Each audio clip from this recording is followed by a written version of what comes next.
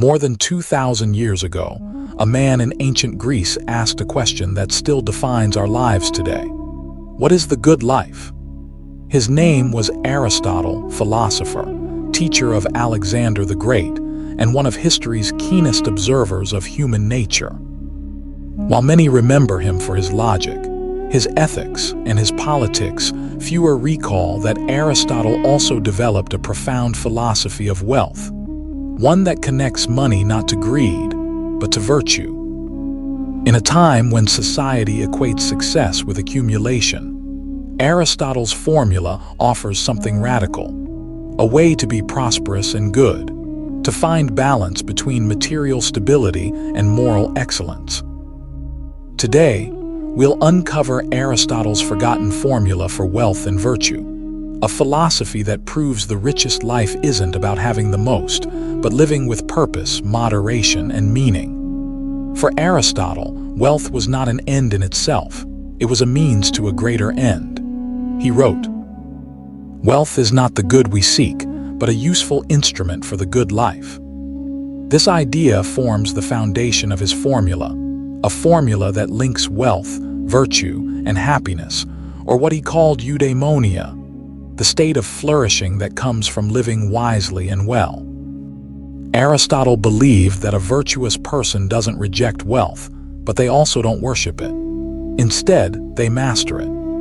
He warned against two extremes: excess, where greed blinds us and possessions rule our desires; deficiency, where neglect or lack of ambition leads to dependency and stagnation. The virtue lies in the middle, a concept he called the golden mean. The golden mean applies to everything: courage, generosity, ambition, even finance.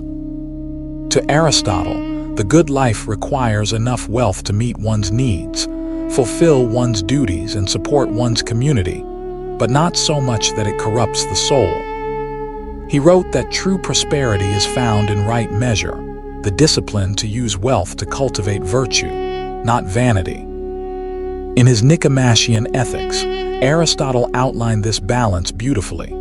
The purpose of money is not to possess it, but to use it rightly. This is Aristotle's forgotten formula: wealth plus virtue equals flourishing life.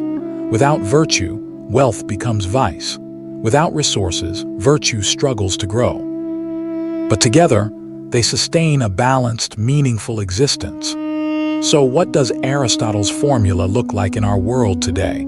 A world of investments, careers, and constant competition. Imagine two people.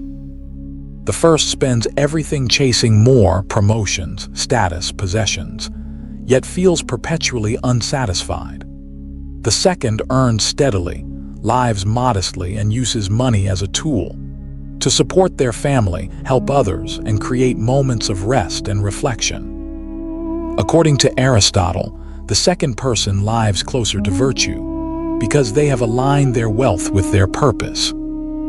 Aristotle would tell us that financial freedom is not about escaping work, but about freeing our time and energy for what truly matters: friendship, contemplation, creativity, and contribution.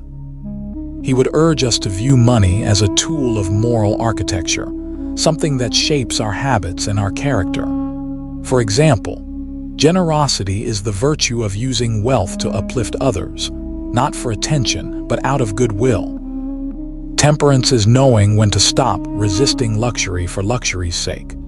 Prudence is the wisdom to manage money thoughtfully, without obsession or fear. These are not just financial skills, they are ethical disciplines.